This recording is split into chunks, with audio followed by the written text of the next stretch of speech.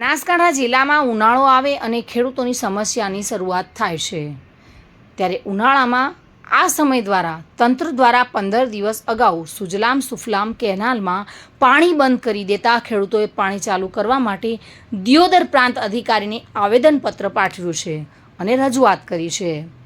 બનાસકાંઠા જિલ્લાના દિયોદર, કાંકરેજ, લાખણી, ડીસા જેવા વિસ્તારમાં ખેડૂતોએ વર્તમાન સમયમાં ઉનાળા પાકનું વાવેતર કર્યું હતું, જેમાં સરકાર દ્વારા એકાએક આ વિસ્તારમાંથી પસાર થતી સુજલામ સુફલામ કેનાલમાં ચાંગા પમ્પિંગમાંથી પાણી બંધ કરી દેતા ખેડૂતોમાં ભારે રોષ જોવા મળ્યો છે।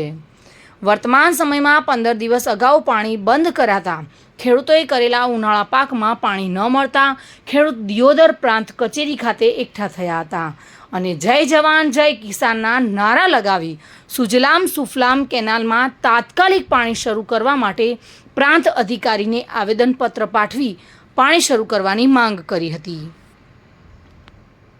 અત્યારે અચાનક પાણી 16 તારીખે બંધ કર્યું છે। અમારી બાજરી બળેરી છે।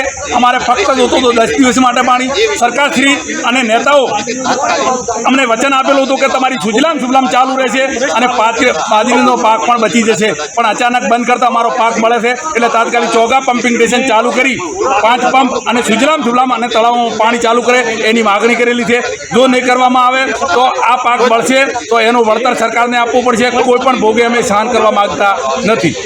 પાણી છે નહીં અને અમે કેનાલમાંથી 5-5 લાખ રૂપિયા ખર્ચી અને લાઈનો ખેંચી અને પાણી માટે ક્લિયર કરી હતી, પણ આ છેલ્લું પાણી બાજરીનું બાકી હતું અને પાણી બંધ થઈ ગયું। એટલે હાલ અમારે બાજરી પડવા ઉપર છે, એટલે તો 10 દિવસ માટે પાણી ચાલુ રાખી સરકારને અમારી નમ્ર વિનંતી છે। અમે અહીંયા આવેદનપત્ર સાહેબને આપ્યું છે અને એને નોટ લઈ અને જલ્દી ચાંગા સ્ટેશન ચાલુ કરે તો એ વિનંતી છે। પાણી માટે સુજલામ સુફલામ ચાલુ હતી। 7 તારીખે આપણું મતદાન પૂરું થયા પછી 16 તારીખે અચાનક બંધ કરવામાં આવે।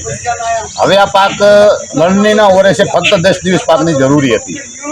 આ વર્ષે ગરમીનો પારો પણ ખૂબ સતત વધતો રહ્યો છે, એટલે પાણી વગર બિલકુલ પાક પાકી શકે એમ નથી। જો તાત્કાલિક આવતીકાલે પમ્પિંગ ચાલુ કરીને પાણી નાખવામાં નહીં આવે તો પાક સદંતર નિષ્ફળ જાય એવી પરિસ્થિતિમાં છે, તો સરકારને વળતર પણ ચૂકવવું પડશે। બીજું કે હું સરકારને એક વિનંતી કરું છું કે બનાસકાંઠાની અંદર જે ખેડૂતોની વાત છે અને પાણીની વાત છે, સુજલામ સુફલામની તો છે જ, પણ પૂર્વ પશ્ચિમ વિસ્તારની અંદર વાવ અને થરાદના અમુક ગામડાને બાદ કરતા આખા બનાસકાંઠા જિલ્લાની પાણીની પરિસ્થિતિ બહુ વિકટ છે। જ્યારે બનાસકાંઠા જિલ્લાના ખેડૂતોમાં પશુપાલન અને ખેતી સિવાય કોઈ વ્યવસાય નથી, કોઈ ઉદ્યોગ ધંધા, ત્યારે અહીંયા જો પાણી નહીં હોય તો હિજરત કરવાનો વારો હવે ટૂંક સમયમાં આવી રહ્યો છે। માટે સરકારને અમે વિનંતી કરીએ છીએ કે આ જગતના તાતની રાડ એકદમ સાંભળે અને જે ગામડે ગામડે તળાવો ભરવાની જે વાતો કરી હતી એમણે અને પાઇપલાઇન નાખી કે કોઈ પણ વ્યવસ્થા, અને અમારી તો એક જ વિનંતી છે આ મીડિયાના માધ્યમથી સરકારને કે આ 1200-1300 કરોડ રૂપિયા ફાળવ્યા છે એમની અમારે પણ જરૂર નથી। અમે એવું કહીએ છીએ કે અમારે ગામની અંદર જે તમે પંચાયતની અંદર ગ્રાન્ટ ફાળવો છે 5 વર્ષની ફાળવશો તો પણ અમારે ચાલશે, પણ પાણીની વ્યવસ્થા પહેલી કરે।